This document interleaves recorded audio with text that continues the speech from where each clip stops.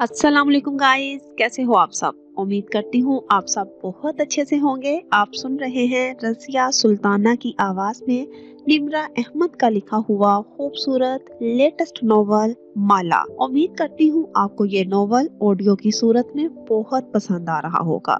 Guys, आपसे humbly request है कि मेरे चैनल को ज़रूर सब्सक्राइब करें, लाइक करें और इसे शेयर करना तो बिल्कुल मत भूलिएगा। नीचे दिए गए बेल के बटन को भी प्रेस कर दिया करें ताकि मेरे आने वाली तमाम लेटेस्ट वीडियोस के नोटिफिकेशन आप तक बर वक्त पहुंच सके। चलें स्टार्ट करते हैं निम्रा अहमद का लिखा हुआ खूबसूरत नॉवल माला, ऑडियो बाय रज़िया सुल्ताना। सुबह वो स्टूडियो में खड़ी मुस्कुरा के अपनी पेंटिंग को देख रही थी जो उसने खिड़की के शीशों पे बनाई थी। उसके साथ सुबहान साहिब खड़े तहय्युर से खिड़की के शीशों को देख रहे थे। क्या ये अलविजन है या ये वाकई? वो आगे बढ़े और पेंट शुदा शीशे को छुआ। वो खुश्क था। माला मुस्कुरा दी। खिड़की के शीशे पे एक अलविजन पेंट किया गया था। शफाफ शीशा मुकम्मल तौर पर धुंधलाया हुआ था और उस पर बड़े छोटे पानी के कतरे थे। हर कतरे के अंदर बाहर का मंजर यानी नीचे का लॉन और सामने वाले घर नजर आ रहे थे, लेकिन उल्टे होकर। बाहर का मंजर उल्टा कैसे नजर आ रहा है? उन्होंने बेयकीनी से उसे देखा। वो मुस्कुरा दी और शाने उचका दिए। ये बारिश के कतरे दरअसल आंसू हैं और आंसू तब निकलते हैं जब हमारा दुख हमें हमारी सारी जिंदगी उल्टा करके दिखाए। कशमाला, ये अमेजिंग आर्ट है, अमेजिंग। वो खुशी से उसकी तरफ मुड़े। क्या आप ये हमारे रेस्टोरेंट की ग्लास वॉल पे बना सकती हैं? ग्लास वॉल के बाहर बागीचा है। अंदर से देखने वालों को यूं लगेगा कि बाहर बारिश हो रही है। अमेजिंग, मैं बना सकती हूँ, लेकिन इसमें काफी वक्त लगेगा। मेरी अम्मी बीमार हैं, तो मैं सिर्फ दिन के 2 घंटे काम कर सकती हूँ। वो अपनी शराइत बता रही थी। ओशन छोड़ने के बाद वो पहला दिन था जब माला को लग रहा था वो फिर से जीने लगी है। उसकी जिंदगी बेकार नहीं थी। वो काम करने लगी है। वो फिर से अपना कैरियर बना सकती है। माँ तंदुरुस्त हो रही थी और अब सब कुछ अपनी जगह पे आ जाएगा। उसकी ये खुशी चंद घंटे की मेहमान रही, क्योंकि दोपहर में उसे महसूस हुआ कि माँ को बुखार हो रहा है। वो सांस भी कदरे जोर से ले रही थी, जैसे फेफड़े जोर लगा रहे हो। उसने मोहित के कहने पे उन्हें पेनाडोल दे दी। खुद वो सारी रात की जागी हुई थी। माँ के साथ ही सो गई। मगरिब के करीब उसकी आंख खुली तो फौरन चौंक के सीधी हो बैठी। माँ भी सो रही थी। उसने आगे बढ़ के माँ के माथे को छुआ। अब वो ज्यादा गर्म था। एक रिफ्लेक्स सीट हो चुका था। इधर माँ को जरा सा कुछ हो, उधर मोहित को कॉल की। मोहित, माँ को बुखार है। वो अपने कमरे में था, नींद में बोला, कितना बुखार है? मुझे क्या पता कितना है। डॉक्टर को कभी ये नहीं बताते माला कि किसी को बुखार है। हमेशा ये बताते हैं कि कितना बुखार है। तुम थर्मामीटर लगाओ, मैं आ रहा हूँ। वो शायद अभी हॉस्पिटल से आके सोया था। नीचे आया तो स्क्रब्स में मलबूस था। सर्जन्स को नाइट सूट से ज्यादा ये स्क्रब्स आरामदेह लगते हैं। मोहित माँ के सरहाने झुका और उनके माथे पे हाथ रख के महसूस किया। 102 बुखार है। ये अच्छी बात नहीं है। पेनाडोल दी थी? हाँ, इसमें कम हुआ, लेकिन थोड़ी देर बाद फिर चढ़ गया। उसने आंखें मली और माँ के साथ कुर्सी पे बैठ गया। उनका फरबी सफेद हाथ अपने हाथ में लिया। बार बार परख करने से उनके हाथों और बाजुओं में निशान अब नीले जामनी होते जा रहे थे। मोहित सोचती नजरों से उन्हें देखे गया। वो गनूदा सी नजर आ रही थी। इन्हें क्या हो रहा था? कल टेस्ट रिजल्ट्स भी बेहतर थे। इन्फेक्शन भी नहीं लग रहा। CSF भी सेटल हो रहा है। फिर माँ को बुखार क्यों है और माँ का तनफ्फुस क्यों उखड़ा हुआ है? सोचते सोचते उसने दूसरा हाथ माँ की पिंडलियों पे फेरा जो लिहाफ के नीचे थी। एकदम वो तेजी से झटका खा के उठा। जोर से लिहाफ उठाया और माँ के पांचे ऊपर किए। उनकी सफेद पिंडलियां बरहना थी। माला, मोहित का सांस रुक गया। माँ की जराबें कहाँ हैं? माँ तंग हो रही थी तो मैंने उतार दी। कब उतारी? वो तेजी से 5वीं उंगली से उनकी पिंडलियों को दबा के कुछ महसूस कर रहा था। 2 दिन पहले। मोहित ने चेहरा उठा के बेयकीनी से उसे देखा। माला, मैंने तुम्हें कहा था वो जुराबें नहीं उतारनी। तुमने नहीं कहा था, और माँ को गर्मी हो रही थी, मुझे लगा तुम पहना दोगे। माला माला, उसने कराह के जब्त किया, फिर कुछ नहीं बोला। वो बस वहां से उठा, उनकी पिंडलियों को हाथ नहीं लगाना, मैं आ रहा हूँ, फूलते सांस से कहता वो बाहर भागा। माला, मैं माँ को ये जुराबें पहना रहा हूँ, देख रही हो। मोहित ने राहदारी में खूंटी पे लगी चाबी खींच के उतारी और बाहर भागा। पोर्च में कार खड़ी थी। उसने कपकपाते हाथों से कार स्टार्ट की और फुल रेस दी। वो किस स्पीड पे जा रहा था उसे नहीं मालूम था। ये जुराबें नहीं उतारनी, ये कॉम्प्रेशन स्टॉकिंग्स हैं। वो कार को भगाते हुए फार्मेसी तक लाया, फिर अंधाधुंध अंदर दाखिल हुआ तो उसका सांस फूला हुआ था। ये खून को गर्दिश में रखती हैं। ऑपरेशन के बाद हरकत ना करने से माँ की पिंडलियों में खून का क्लॉट बनने का खदशा है। क्लेक्सेन चाहिए, इमरजेंसी है, वो आहिस्ता आवाज में कह रहा था, या वो चला रहा था। उसे अपनी आवाज नहीं सुनाई दे रही थी, सिर्फ फार्मासिस्ट दिखाई दे रहा था जो तेजी से उसे कुछ इंजेक्शन थमा रहा था। क्लॉट एक छोटा सा जमा हुआ खून का लोथरा होता है। एक दफा पिंडली में बन जाए तो वो किसी जहरीले जानवर की तरह आहिस्ता आहिस्ता ऊपर जिस्म की तरफ सफर करता है। घर में वो भागते हुए दाखिल हुआ, इंजेक्शन बनाया और माँ के करीब बैठा। माला कुछ पूछ रही थी लेकिन उसे आवाज नहीं आ रही थी। वो कपकपाते हाथों से उनके जिस्म में इंजेक्शन लगा रहा था। ये जमा हुआ लोथरा जिस्म में 3 जगहों पे फंस सकता है, दिल, दिमाग और फेफड़े। माँ को फौरन इमरजेंसी में लेकर जाना है, मैं व्हीलचेयर लाता हूँ, तुम माँ को तैयार करो, उसने खुद को कहते सुना और फिर से बाहर भागा। ये दिल में फंस जाए तो दिल बंद हो जाता है, दिमाग में फंस जाए तो दिमाग मर जाता है और फेफड़ों में फंस जाए तो सांस बंद हो जाता है। तीनों सूरतों में ये एक नन्हा सा लोथरा इंसान की जान ले लेता है। माँ नीम बेहोश सी व्हीलचेयर पे बैठी थी, गर्दन एक तरफ ढलकी हुई थी, सफेद चादर सर और कंधों के गिर्द लिपटी थी, आंखें नीमवा थी। मोहित व्हीलचेयर धकेलते हुए हॉस्पिटल की इमारत में दाखिल हो रहा था। वो तेज तेज साथ भाग रही थी। इसको एम्बोलिज्म कहते हैं। इसे बचाने के लिए जुराबें पहनाई जाती हैं। वो सीटी स्कैन रूम के बाहर खड़े थे। मोहित उनको सीटी के तख्ते पे लटा रहा था। स्टाफ डाई डालने के लिए उनके हाथ की वेन को फिर से प्रिक कर रहा था। एक और सुई, एक और निशान। एम्बोलिज्म एक दफा बन जाए तो फिर वो इंसानों को चंद घंटों में मार दिया करता है। इसलिए माला उनकी जुराबें नहीं उतारनी। मोहित ने ये सब उस वक्त सोचा था, बताया नहीं था। उस लम्हे उसे एहसास हुआ कि उसे तफसील से इन जुराबों का मकसद समझाना चाहिए था। वो दोनों सर्द कॉरिडोर में बाहर खड़े थे, उनके चेहरे सफेद और सांसें अटकी हुई थी। मैं इतने साल से म्यू हॉस्पिटल में सर्जरीज का हिस्सा हूँ, मोहित दीवार से टेक लगाए छत को देखते हुए कह रहा था। आज तक मेरे सामने अनगिनत लोगों को एम्बोलिज्म हुआ है। जानती हो उनमें से कितने लोग बचे? कितने? मोहित ने नजरें उसकी तरफ मोड़ी। 0। वो बोला तो आवाज आहिस्ता थी। कशमाला का सांस वहीं अटक गया।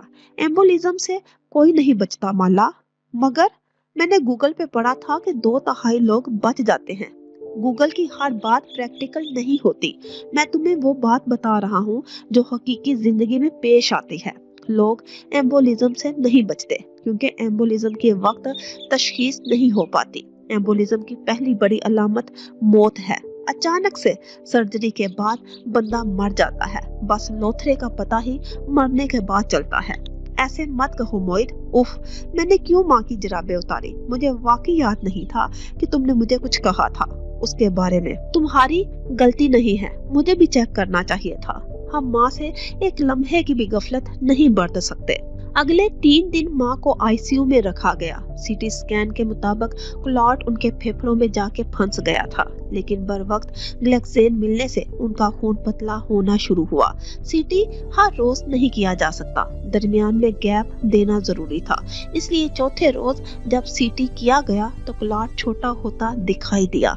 इसका मतलब था कि अब वो बेहतर थी। सर्जन का कहना था अगर मोहित बर वक्त माँ को क्लेक्सेन का इंजेक्शन ना लगाता तो ये क्लॉट फेफड़ों में फंस के उनका सांस रोक सकता था। जिनके बेटे डॉक्टर नहीं होते होंगे वो क्या करते होंगे मोहित? वो दोनों माँ के बिस्तर के साथ बैठे थे और वो पूछ रही थी, हमारे पास सब कुछ है, तुम खुद माँ को मैनेज कर रहे हो क्योंकि तुम सर्जन हो, लेकिन जिनके घर में कोई डॉक्टर नहीं होता होगा वो कितना ख्वार होते होंगे हमारे इस हेल्थ सिस्टम में। तुमने अभी सरकारी हॉस्पिटल नहीं देखे माला, ख्वारी जहाँ खत्म होती है वहाँ से हमारे हॉस्पिटल शुरू होते हैं। एक वाहद हॉस्पिटल जहाँ सिस्टम बेहतरीन है और मरीज अकेला भी है तो उसके इलाज का प्रोटोकॉल पूरा होता है, वो CMH है, लेकिन उन्होंने भी आम आवाम के लिए दरवाजे बंद कर रखे हैं। लोग बेचारे कहाँ जाएं? मोहित इस मौजू पे घंटों बोल सकता था,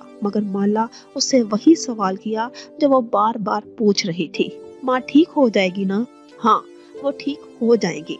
अब से इंशाल्लाह वो रिकवरी की तरफ होंगी। 1 मई का माँ का ट्यूमर डायग्नोज हुआ था और डॉक्टर वोहरा ने हमें 6 माह दिए थे 1 नवंबर तक, लेकिन देखो हमें डॉक्टर वासिफ मिल गए और हमें मालूम हुआ कि माँ को मंजूमा है। अभी बायोप्सी की रिपोर्ट आनी है, लेकिन उम्मीद है कि डॉक्टर वासिफ की बात दुरुस्त निकलेगी।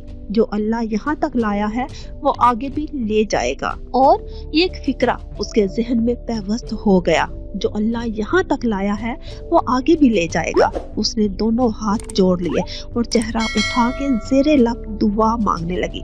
वशफी अता शाफी, शफा दे ए शफा देने वाले। इस दफा जब माँ घर आई तो वो वाकई सेहत की तरफ गामजन थी। जो अल्लाह यहाँ तक लाया था वही आगे भी लेकर जा रहा था। माँ पहले से ज्यादा ज़हनी तौर पे बीमार हो चुकी थी। उनका जख्म भर रहा था, खून का क्लाट अंदर ही अंदर घुल के गायब हो चुका था। और सबसे अच्छी बात, माँ के ट्यूमर की बायोप्सी रिपोर्ट आ चुकी थी, यानी उनके ऑपरेशन के वक्त ब्रेन से जो ट्यूमर निकाला गया था उसके हिस्से 3 मुख्तलिफ लेबोरेटरीज को भेजे गए थे। तीनों की बायोप्सी रिपोर्ट एक जैसी थी, ग्रेड 1 मंजूमा, सबसे ज्यादा बेजरर मंजूमा। सर्जन ने सर्जरी के दौरान ट्यूमर का एक बहुत छोटा सा हिस्सा ब्रेन में छोड़ दिया था, क्योंकि वो इन जगहों से चिपका हुआ था जो जिस्म के अज़ा कंट्रोल करते हैं। उसको काटा जाता तो जिस्म मफलूज हो जाता। वो इतना छोटा सा बचा हुआ ट्यूमर था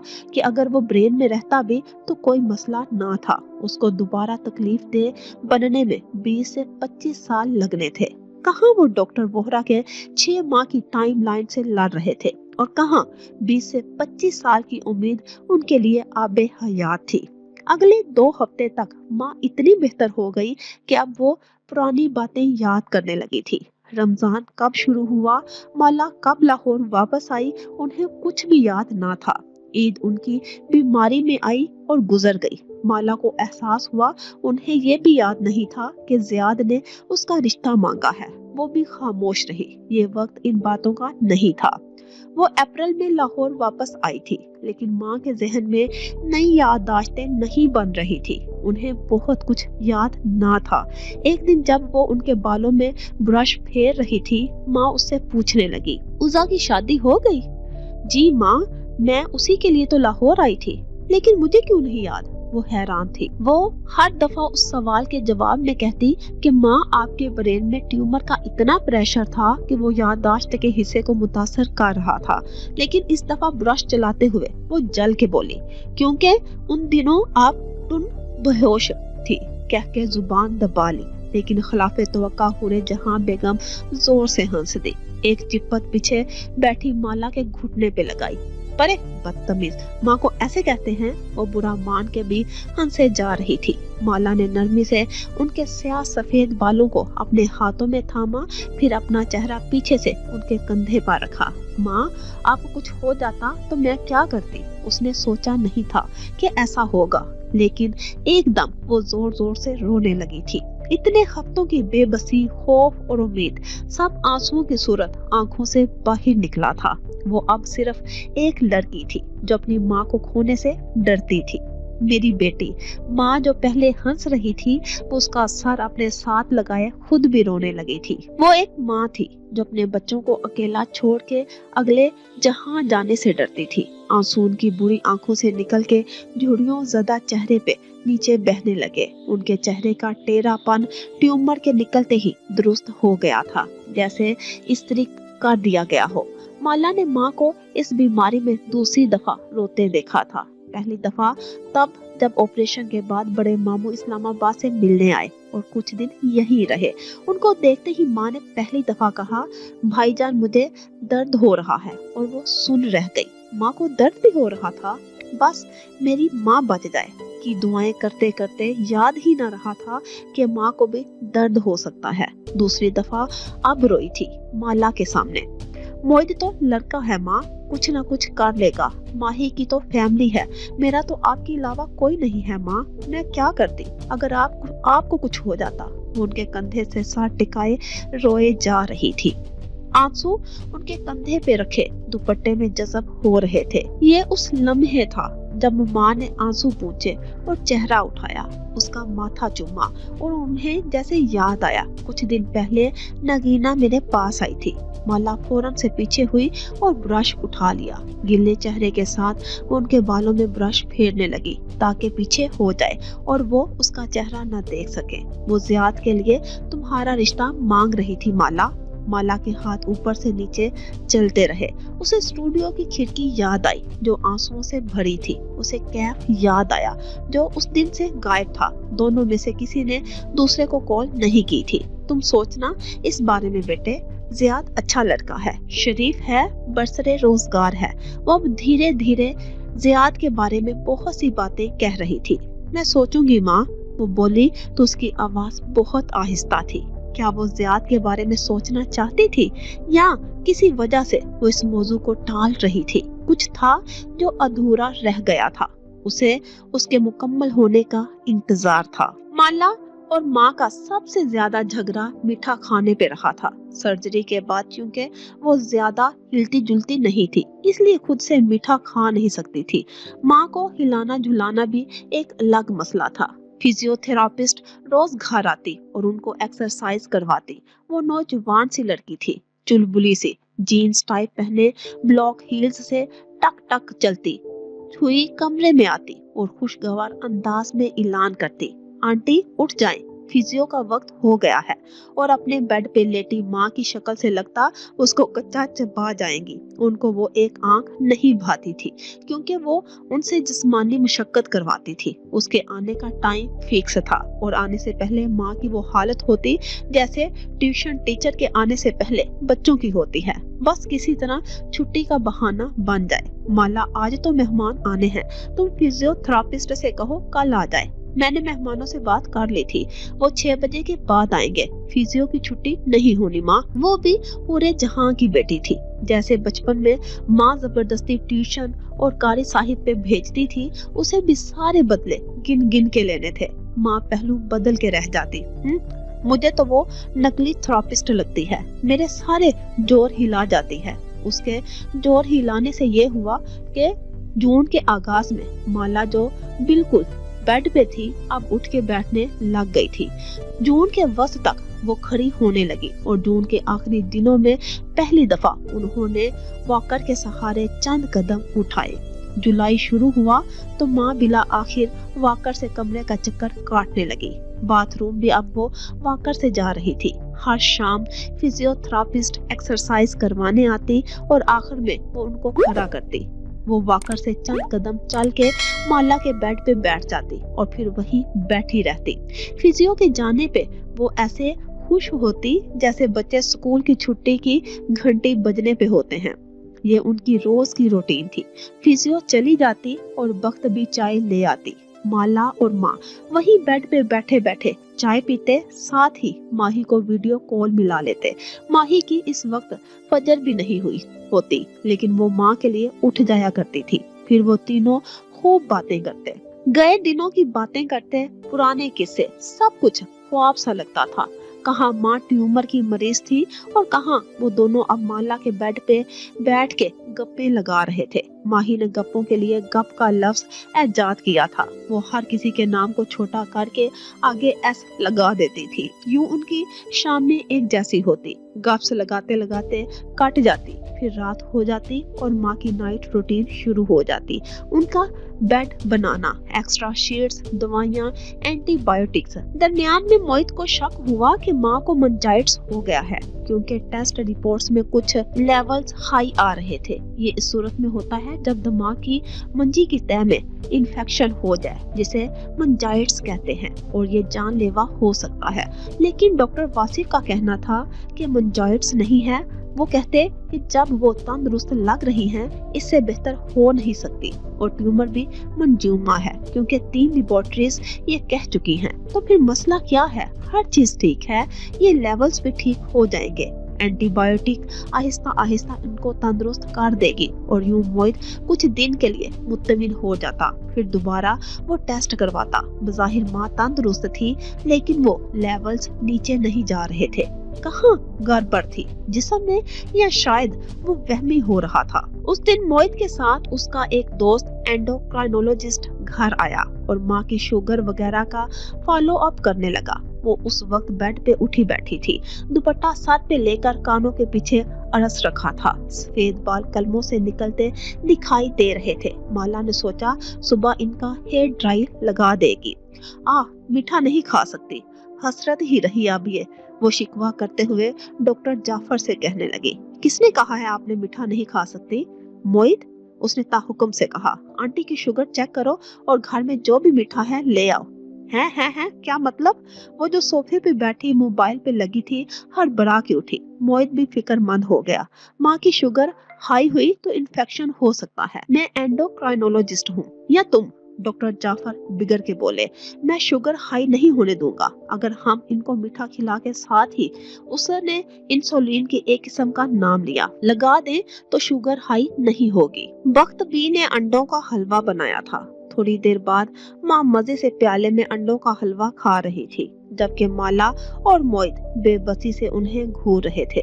उस दिन से डॉक्टर जाफर माँ का फेवरेट डॉक्टर बन गया। वो दोपहर खाने के बाद प्याला भर के उन्हें मीठा खाने देता और साथ ही माला उनको इंसुलिन की वो किस्म लगा देती जो उनसे कही थी। वो खाने से पहले की शुगर भी नोट करके बताती और साथ ये भी कि वो क्या और कितना खा रही हैं। इंसुलिन फौरन जिस्म में जाके शुगर लेवल कम कर देती। ये एक खतरनाक चीज थी, लेकिन चूंकि एंडोक्राइनोलॉजिस्ट खुद उसको मॉनिटर कर रहा था, इसलिए माँ का शुगर लेवल ठीक रहा और वो एकदम खुश रहने लगी।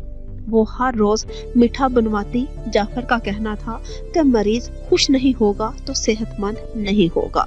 जून के महीने में उन्होंने बहुत मीठा खाया।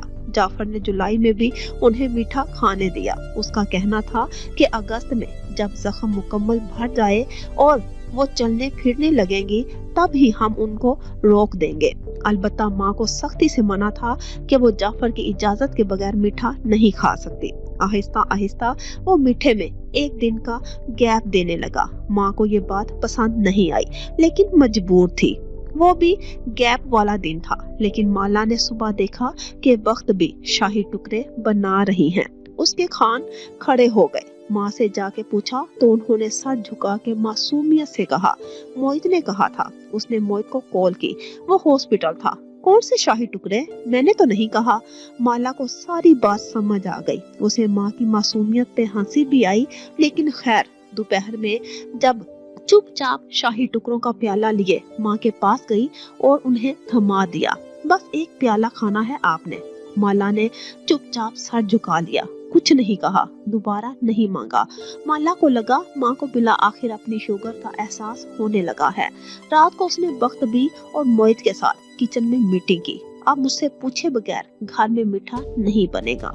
मोहित ने सर हिलाया। हाँ, और माला, अब माँ को आज की हरकत पे कुछ ना कहना। मैंने उन्हें एक प्याला दे दिया है, वो मजीद नहीं मांगेंगी।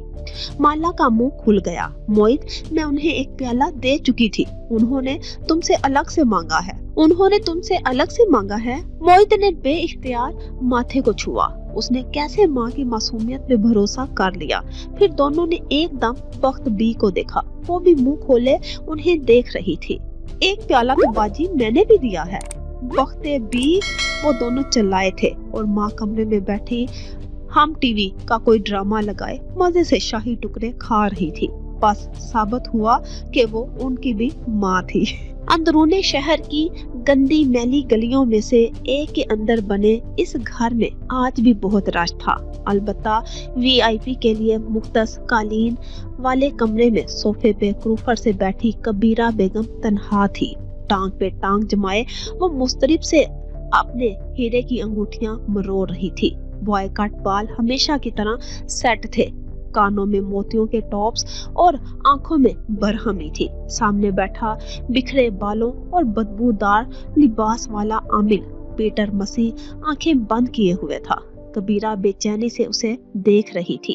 بچ کیسے گئی ہورے جہاں؟ وہ ایک دم تڑپ کے بولی تو عامل نے آنکھیں کھولی۔ جادو نے اس کے خون کو اس کے خلاف کر دیا تھا، خون میں شیاطینی لوتھڑا بنایا گیا تھا۔ لیکن عامل نے گہری سانس اندر کھینچی۔ کیا کرے؟ اس کے بچوں نے علاج کروا لیا، کیا فائدہ ہوا؟ وہ ناخوشی سے ایک انگوٹھی کو بار بار اتارتی اور واپس پہنتی۔ اتنے جادو کے باوجود اسے بچنا ہی تھا۔ جادو نے اس کے جسم کو بہت کھوکھلا کر دیا ہے۔ کبھی تو عامل کا وقت بھی آئے گا۔ وہ زیر لب مسکرایا۔ کبیرہ نے کہہ کے سر جھٹکا اور دوسرے موضوع کی طرف آئی۔ ماہی، اس کی بیٹی کی ساس کسی کو بتا رہی تھی کہ اس کی پریگننسی ٹھیک جا رہی ہے۔ ایک کام کہا تھا تمہیں کہ اس کا بچہ نہیں ہونا چاہیے، وہ بھی تم سے نہیں ہوا سائیں۔ عامل نے ڈھیلے سے انداز میں کندھے اچکا دیے۔ ہمارا قصور نہیں ہے، وہ لڑکی پڑھائی بہت کرتی ہے، صبح شام کی دعائیں، اس سے معاملہ خراب ہو جاتا ہے۔ ہم جادو بھیجتے ہیں لیکن وہ اثر نہیں کرتا۔ یعنی میں اب وہ دن دیکھوں گی جب عباد اور ماہی اپنی مکمل فیملی سیلیبریٹ کر رہے ہوں گے اور میری بیٹی گھر بیٹھی ہوگی، ناممکن۔ کبیرہ نے مٹھیاں بھیج لی، ایسے کہ ناخن ہتھیلیوں میں پیوست ہو گئے۔ عامل کاجل لگی آنکھوں سے مسکرایا۔ فکر نہ کرو، انسان سست پڑ جاتے ہیں، کسی نہ کسی دن وہ دعا مانگنا بھول جائے گی، کبھی نہ کبھی وہ ناگا کرے گی، ہم طاق میں ہوں گے اور اسی دن حملہ کریں گے۔ مگر کبیرہ کی تسلی نہیں ہوئی، اسی ناخوشی سے عامل کو دیکھ کے گویا ہوئی۔ اور وہ زیاد، اس کا اچھا حساب تمام کیا تم نے۔ اس کی ماں رشتہ لینے پہنچ گئی کشمالہ کے گھر۔ اس کی ماں کا بھی وہی مسئلہ ہے کبیرہ بیگم، وہ پڑھتی پڑھاتی بہت ہے۔ یہ پڑھنے پڑھانے والے لوگ سارا دھندا خراب کر دیتے ہیں۔ وہ جی بھر کے بد مزہ ہوا۔ زیاد کی ماں نے اپنی پڑھائی سے اور ماہی نے اپنی پڑھائی سے اپنی اولاد کو محفوظ کر رکھا ہے۔ اب میں کہاں سے نقب لگاؤں؟ کس کام کے ہو پھر آپ میرے؟ زیاد کی ماں کا کچھ کرتا ہوں۔ جب حورے جہاں جیسی پڑھنے پڑھانے والی عورت جادو سے بیمار پڑ سکتی ہے تو زیاد کی ماں کیا چیز ہے؟ وہ آنکھیں بند کر کے کچھ بڑبڑانے لگا، پھر اسی کیفیت میں بولا، زیاد کشمالہ کو پسند کرتا ہے اور اس سے شادی کے معاملے میں سنجیدہ ہے۔ تمہاری بیٹی کا معاملہ مجھے یہاں ہوتا نہیں دکھائی دے رہا۔ میری بیٹی کی شادی زیاد سے ہی ہوگی اور تم کرواؤ گے یہ سب۔ کبیرہ اب بے چینی سے ناخن چبانے لگی تھی۔ یہ وہ صرف تب کرتی جب وہ شدید بے بسی کا شکار ہوتی۔ خاندان والوں کی باتیں، اپنی بیٹی کا بڑھتا وزن، یہ سب اسے ہراساں کرتا تھا۔ اور پھر دھوم دھام سے شادی کر کے اور ایک اچھا داماد لے کر خاندان پہ دھاک بھی بٹھانی تھی۔ کبیرہ کو ہمیشہ یہی فکر ہوتی تھی کہ اپنی دھاک ہر ایک پہ قائم کیسے رکھنی ہے۔ اور اگر یہ سب نہ ہو سکا اور اسے ماہی کا بچہ اور مالا کا بسا ہوا گھر دیکھنا پڑا تو یہ کسی بھیانک خواب سے کم نہیں ہوگا۔ کشمالہ زیاد کو پسند نہیں کرتی، اس کی زندگی میں کوئی اور ہے۔ عامل ایک دم چونک کے بولا۔ کبیرہ بھی اپنے خیال سے جاگی، چہرے پہ مسکراہٹ بکھر گئی۔ واہ، تمہارے موکل تو بڑے کام کے ہیں، کون ہے اس کی زندگی میں؟ اس نے تجسس سے پوچھا۔ کوشش کرتا ہوں پتہ کرنے کی۔ عامل نے بڑے جوش سے آنکھیں موندی، لیکن اگلے ہی پل اس کی مسکراہٹ غائب ہوئی۔ ہڑبڑا کے اس نے آنکھیں کھولی۔ نہیں، کوئی نہیں۔ ہاتھ بے اختیار گردن تک گیا۔ وہ درد کئی دن تک محسوس ہوتا رہا تھا۔ مگر تم نے کہا نا، موکل کو غلطی لگی تھی۔ کوئی نہیں ہے کشمالہ کی زندگی میں، میں دیکھتا ہوں اس معاملے کو۔ वो खांसते हुए बात बदल गया। ज़ियाद की माँ को बहुत तेजी है ना रिश्ता करने की, पहले उसका बंदोबस्त करता हूँ। अब वो कबीरा बेगम को वो फहरिस्त थमा रहा था जो उसे दरकार थी, नकदी, बकरे और फेवर्स, किसी की सिफारिश, किसी का तबादला। अक्सर लोग सोचते हैं कि जादू जिन्नात का काम करने वाले अपने लिए जिन्नात से कह के दौलत क्यों नहीं कमा लेते।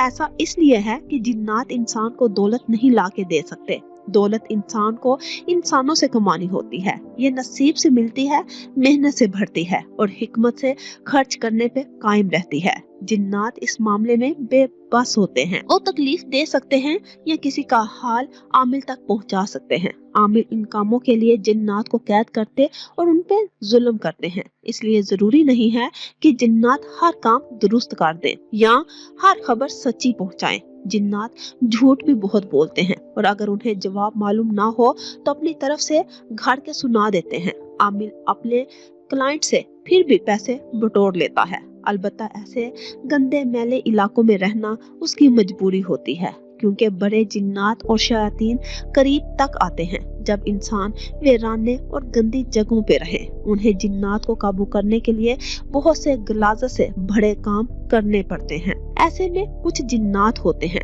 जो आमिल के कब्जे से छूट जाते हैं।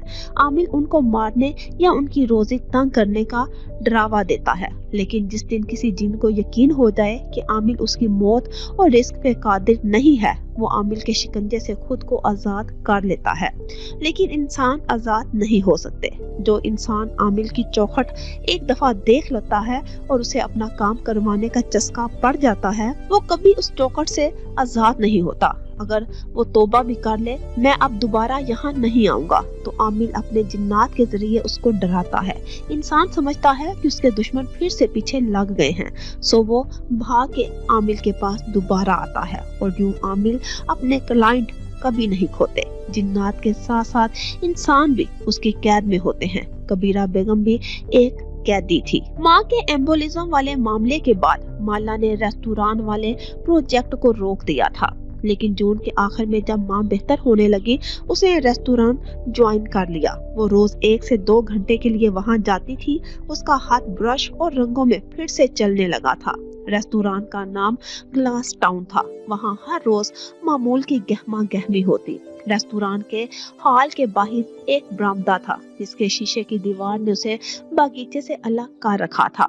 माला ग्लास वॉल के अंदर की तरफ फर्श पे बैठ जाती, नीचे चंद कुशन बिछा लेती और फिर आलती पालती किए वो रंग मिक्स करने लगती। कांच की प्लेटों के टुकराने की आवाज, सिल्वर के चम्मच की खटकार, लाहौर के लोगों की गॉसिप, मोबाइल की बजती घंटियां, वो सब सुनते हुए काम करती जाती। आवाजें अच्छी थी, खामोशी बुरी थी। खामोशी अस्पताल के आईसीयू की याद दिलाती थी, जिसमें सिर्फ मशीनों की बिप बिप के अलावा कोई आवाज ना होती थी। हर रोज ग्लास बॉल के साथ अपना काम फैलाने से पहले वो मोबाइल स्क्रीन पे तारीख देखती। डॉक्टर वोहरा की टाइमलाइन 6 माह की थी, 1 नवंबर तक। वो टाइमलाइन कभी जहन से जाती ही नहीं थी, जैसे सजाए मौत के कैदी को सजा सुना के आजाद कर दिया जाए। तो वो बार बार इस तारीख को याद करता है जब उसको फांसी दी जानी थी। हर रोज वो गिनती कि 1 नवंबर आने में कितने दिन थे और हर रोज वो गिनती कि कैफ को गए कितने दिन बीत चुके थे। ये हिसाब किताब भी जहन से नहीं जाता था। कैफ गया तो जिंदगी से भी कुछ चला गया था। ताकुब होने का एहसास फिर से छाने लगा, लेकिन उसे फिर कोई गार्ड नहीं रखा। वो रखना ही नहीं चाहती थी। सिक्योरिटी गार्ड चीजों को पेचीदा बना देते थे, या शायद वो सिर्फ कैफ था। माला ने इस खौफ को नजरअंदाज करना शुरू कर दिया। माही मुसलसल उसे कुरानी आयात भेजती, उनको पढ़ा करो माला, माँ पे जादू है। वो उनको पढ़ती और पूरे इन्हमाक से पढ़ती, लेकिन माँ की सेहत याबी के लिए, जादू का सोच के नहीं। उसे जादू जिन्नात पे यकीन नहीं था। वो होते हैं लेकिन किसी और के साथ, किसी और जमाने में। उसकी माँ पे कोई जादू नहीं था। माही वहमी थी। उसके बाद घर में खून नहीं आया, ना ही किसी ने कोई और हरकत की। हाँ, एक ताकुब होने का एहसास था, लेकिन वो उसको नजरअंदाज कर देती थी। वो रेस्टोरेंट पहुंचती तो माँ का टेक्स्ट मैसेज आता, पहुंच गई हो? वो मुस्कुरा के जवाब लिखती, जी माँ। रोज उसकी कोशिश होती कि पहुंचते साथ ही उनको पहले मैसेज करे, लेकिन उनका मैसेज पहले आ जाता। वो मिनट गिन रही होती थी, वो काम कर रही होती तो माँ का मैसेज आता, साथ साथ कुछ खाती पीती भी रहना। इन मोए रेस्टोरेंट वालों से कहो तुम्हें फ्री में खाना दिया करें। माँ भी टिपिकल माँ थी, वो हंस के रोज उन्हें मैसेज करती कि जी वो मुझे काफी देते हैं। माँ को खाली पेट कॉफी पीना पसंद ना था, लेकिन वो उम्र के इस हिस्से में थी जब इंटरमिटेंट फास्टिंग एक रूटीन बन जाती है। इंटरमिटेंट फास्टिंग करने वाले लोग रात के खाने और अगली दोपहर के खाने में 12 से 16 घंटे का गैप देते हैं और इस दौरान सवाए पानी या ब्लैक कॉफी के कुछ नहीं खाते। वो सुबह सुबह कॉफी से ज्यादा कुछ भी नहीं लेती थी और कॉफी से उसे कैफ याद आता था, लेकिन वो उसको जहन से झटक देती। रेस्टोरेंट से निकलने से पहले माँ का मैसेज आ जाता, निकल पड़ी हो। वो कहती जी रास्ते में हूँ, हालांकि वो दरवाजे पे होती थी। गर्ल्स, इन 2-2.5 घंटों में माँ के बार बार मैसेज आते। 1 मई को जब डॉक्टर बोहरा ने वो डेडलाइन दी थी तो माला को लगता था इस नंबर से अब कभी मैसेज नहीं आएगा, लेकिन डॉक्टर बोहरा गलत थे। वो बार बार दोहरा के दिल को यकीन दिलाती। डॉक्टर बोहरा ने कहा था वो ग्लायोमा, लेकिन वो मंजूमा निकला। अब मेरी माँ कभी बीमार नहीं होगी। मगर 1 नवंबर की तलवार जहन में लटक रही होती थी। बस ये 1 नवंबर गुजर जाए, फिर जिंदगी में सुकून आ जाएगा। जून के इख्तिताम तक उसकी ज़ियाद से चंद एक बार टेक्स्ट पे बात हुई। वो माँ की खैरियत पूछने के लिए मैसेज करता था, साथ ही वो अपने मसले भी बयान करता। जैसे उसके ऑफिस में आग लगने से उसका स्टोर रूम जल गया और जिम्मेदारी ज़ियाद पे आ गई। हालांकि वो छुट्टी पे था, वो उस बात से काफी परेशान था। फिर उसके हालात बेहतर होने लगे तो वो कम परेशान लगने लगा। अलबत्ता रिश्ते वाले मामले पे दोनों ने कोई बात नहीं की। ये 11 जुलाई की बात है। आज सुबह तारीख देखते वक्त उसे कैफ का कंपटीशन याद आया। क्या वो उसे जीत जाने के बाद माला को बताएगा? उसे यकीन सा था कि वो जीत जाएगा, वो कामयाब हो जाएगा। पता नहीं क्यों उसने फोन रख के पेंट ब्रश उठाया ही था कि ज़ियाद की कॉल आने लगी। बिना बताए उसने कैसे कॉल कर ली? माला काम के दौरान किसी का फोन नहीं उठाती थी, लेकिन वो ज़ियाद था। उसने हैंड्स फ्री कानों में लगाए। आपने कैसे कॉल की? खैरियत? वो ब्रश को पेट में डिप कर रही थी। रफ ट्राउजर पहने, बाल पोनी में बांधे, उसने माथे पे सिल्क का सब्ज रुमाल बांध के पीछे गिरा लगाई हुई थी। क्या ये आपका वर्क टाइम है? है तो सही, लेकिन मेरे लिए आप वक्त निकाल लेगी? वो पुरएतमाद था, हमेशा की तरह। माला ने एक नजर अपने बिखरे पेंट्स और ब्रशेस को देखा। क्या उसे ज़ियाद से कहना चाहिए कि वो अभी मसरूफ है, वो किसी और वक्त कॉल कर ले, या शायद वो ठीक कह रहा था, वो उसके लिए वक्त निकाल सकती थी। वो उसको नाराज नहीं करना चाहती थी। अगर उसने दोबारा कॉल ना की, उसे खुद पे हैरत हुई। वो तवज्जो के लिए इतनी जरूरतमंद कब से हो गई थी? शायद इसलिए कि वो इमोशनल ट्रॉमा में थी। क्या ट्रॉमा अभी चल रहा था या गुजर गया? वो फैसला नहीं कर सकी। बताइए। वो उसको अपनी जॉब के बारे में बताने लगा, कैसे वहाँ मसाइल चल रहे थे और कैसे उसने बामुश्किल खुद को उनसे निकाला है। उसे उसकी राइटिंग का पूछने लगी। वो उस बारे में कुछ देर बोले गया। वो जानती थी वो तमहीद बांध रहा है। उसके हाथ ब्रश से पेंट मिक्स कर रहे थे, लेकिन वो उन्हें शीशे पे नहीं उतार रही थी। उसे ज़ियाद की तमहीद खत्म होने का इंतजार था। आप जानती होंगी कि मेरी अम्मी ने कुछ दिन पहले आपकी वालिदा से बात की थी हमारे बारे में। मुश्किल गुफ्तगू शुरू हो चुकी थी। उसने ब्रश रख दिया और सब्ज रुमाल से ढका सर झुका दिया। जी मुझे मालूम है। क्या आपने इस बारे में सोचा? देखिए ज़ियाद, जवाब उसके पास तैयार था। मेरी माँ बीमार है, उनकी रिकवरी में चंद माह लगेंगे, फिर हम उनका घुटने का ऑपरेशन करवाएंगे। उनके वजन की वजह से दोनों घुटनों का ऑपरेशन एक साथ नहीं हो सकता। दरमियान में 6 माह का गैप देना होगा।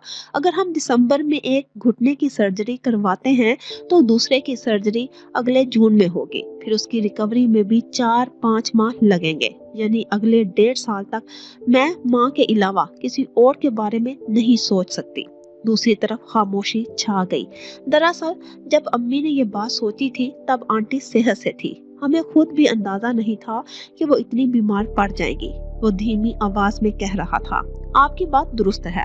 आपको जितना वक्त चाहिए आप ले लें, आराम से इस बारे में सोचें, लेकिन वक्त की वजह से इनकार मत कीजिएगा। आपको लगता है मैं और आप एक साथ रह सकते हैं? वो पहली दफा हल्का सा मुस्कुराई। मेरे साथ कोई भी रह सकता है कशमाला, आप अपनी बात करें। उसका एतमाद और मुस्कुराहट वो फोन के दूसरी तरफ से भी महसूस कर सकती थी। मेरे साथ हर कोई नहीं रह सकता। आपके बारे में मैं सोचूंगी, लेकिन मैं कोई वादा नहीं कर सकती। एक बात पूछूं? वो कदरे तवक्कुफ से सोचते हुए कहने लगा, आपने अभी तक शादी क्यों नहीं की? अभी तक? आप गालपन 28 बरस की हैं, मुझसे 2 साल छोटी हैं। लड़कियों की शादियां अमूमन 25 साल तक हो जाती हैं। आपने क्यों नहीं की? वो चुप हो गई। आपको उम्र की बात बुरी तो नहीं लगी? मैं दरअसल एक साफ गो इंसान हूँ, जो दिल में हो कह देता हूँ। उम्र का जिक्र इसलिए कर रहा हूँ क्योंकि खूबसूरत लड़कियों की शादियां बहुत जल्द हो जाती हैं। आप इतनी टैलेंटेड और इतनी परफेक्ट हैं, इसलिए पूछा। उसने बहुत नरमी से अपनी बात की वजाहत की। क्योंकि मेरा नहीं ख्याल कि शादी दुनिया का सबसे जरूरी काम है। मुझे पहले अपना कैरियर बनाना था और खुद पे फोकस करना था, और आजकल लड़कियों की शादियां इससे भी लेट होती हैं। उसकी आवाज धीमी हो गई। कुछ बुरा लगा था उसे। मेरा ख्याल है कि शादी कैरियर से पहले आती है, खसूसन लड़कियों के लिए, क्योंकि लड़कियां लड़कों से जल्द एज करती हैं। पहले मुझे बहुत हैरत होती थी ये देख के कि मेरे इर्द गिर्द काम करने वाली खवातीन 30 का हिंसा अबूर करने के बाद इतनी चिड़चिड़ी क्यों होने लगती हैं। अब खुद 30 का हिंसा अबूर किया है तो अंदाजा हुआ है कि बुरे होने का खौफ बहुत शदीद होता है। इसलिए अपनी जिंदगी को किसी भी चीज में लग के गुजर ना जाने दे। बेशक मेरे बारे में मत सोचे, इनकार भी कर दे, लेकिन कशमाला अपना वक्त मजीद जाया मत करें। अपने बारे में सोचना शुरू करें। वो बहुत नरमी से कह रहा था। वो बिल्कुल खामोश हो गई।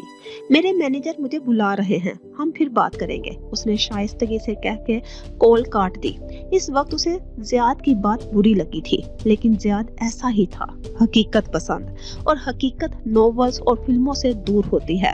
हकीकत में यही सब होता है। लोगों के लड़कियों के बारे में यही ख्यालात होते हैं। वो रेस्टोरेंट के वॉशरूम में गई और सिंक के आईने में अपना अक्स देखा। चेहरा दाएं बाएं मोड़ा। हर रोज वो पिंपल ढूंढती थी, झुर्रियां कभी नहीं ढूंढी। क्या उसकी आंखों के नीचे झुर्रियां थी? नहीं, उसे नजर नहीं आई। उसने थोड़ी नीचे करके अपने सर के बाल देखे। उनमें कुछ सफेद बाल थे, 5 से 6 बाल। ये तो 18 साल की उम्र से थे। स्ट्रेस वाले दिनों में ज्यादा सफेद होते और फिर ठीक हो जाते। माही के उससे ज्यादा सफेद थे और वो डाई कर लेती थी। क्या मैंने ओशन के पीछे इतने बरस अपनी जिंदगी जाया कर दी, और अब ओशन भी मेरे हाथ में नहीं रहा, सिर्फ बैंक अकाउंट में जमा कुछ पैसा बाकी रहा। क्या मैं 30 की उम्र तक शादी नहीं करूंगी तो मुझसे कोई शादी नहीं करेगा? ज़ियाद की बातों ने उसे उलझा दिया था। उसने बेख्तियार कैफ की व्हाट्सएप चैट खोली। उसने अपना व्हाट्सएप उस रोज से ऑफ कर रखा था। उसका लास्ट सीन जून की उस तारीख का था जब वो दोनों आखिरी दफा मिले थे। कैफ ने नंबर क्यों ऑफ कर दिया था? कैफ कहाँ चला गया था? वो उसे मिस करती थी। एक बेनाम सा एहसास था जो कैफ की गैर मौजूदगी में होता था। वो था तो वो रिलैक्स्ड रहती थी। मसला होता तो उसे कह देती। कैफ के पास हर बात का जवाब होता था। वो अपने अल्फाज से उसकी जिंदगी में कुछ इजाफा करता था। कोई अच्छी बात, कोई नसीहत। वो गया तो अपने साथ बहुत कुछ ले गया और पीछे खामोशी छोड़ गया। आवाजें अच्छी थी, खामोशी बुरी थी। अपने अपार्टमेंट किचन में खड़ा ज़ियाद मोबाइल कान से लगाए माला से बात कर रहा था, और नगीना बेगम जो उसके अपार्टमेंट की देखभाल के लिए आज यहाँ आई थी, माथे पे हाथ रखे सुन रही थी। साथ साथ तासुब से सर भी हिला रही थी। फोन बंद करके उसने माँ को देखा जो अभी अभी दाखिल हुई थी, और उन्होंने उसकी आखिरी बातें सुन ली थी। अम्मी, मैं कुछ ना कुछ खा लेता हूँ, इतना सब ना बनवाया करें। अकेले हलकान होते हैं किचन में आप। अकेले कहाँ बेटा, मुलाजमा है मेरे पास, वही करवा देती है। लेकिन उन्होंने नरमी से उसे पुकारा। बेटे, आप कशमाला से बात कर रहे थे? जी। उसने मोबाइल रखते हुए फ्रिज खोला और पानी की बोतल निकाली।